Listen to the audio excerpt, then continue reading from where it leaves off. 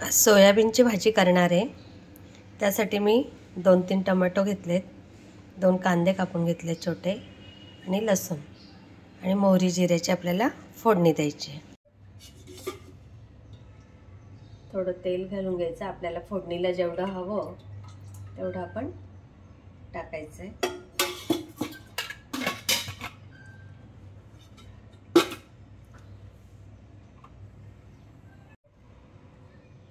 तेल तापलंय,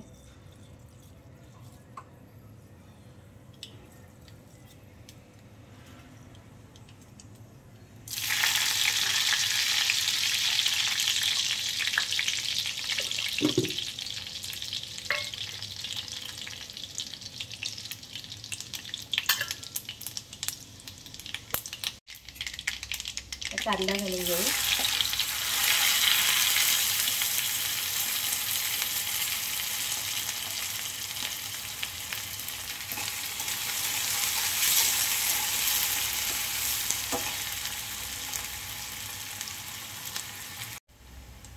आता आपल्याला जसं लागेल तसं लाल मिरची पावडर आणि थोडासा आपला काळा मसाला आणि अर्धा चमचा हळद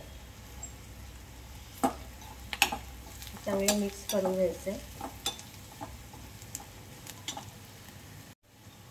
आता हे सोयाबीन भिजवलेले होते ते पिळून घेतले, याच्यात आपण घालून घ्यायचं आणि चांगले फ्राय करून घ्यायचे याच्यात। मग आपण टोमॅटो घालायचे।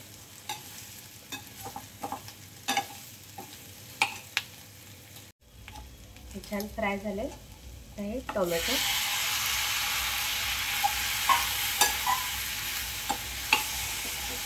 छान घमघमाट सुटलाय छान।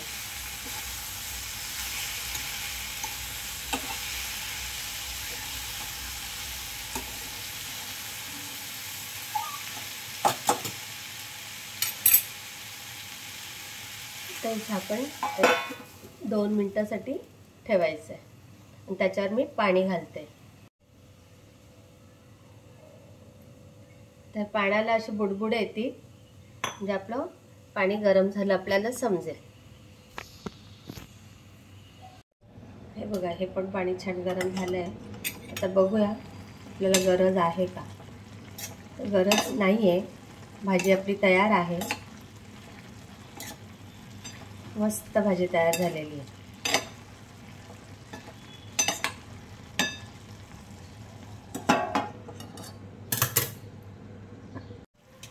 आता भाजीत आपण कोथिंबीर घालून घेऊ।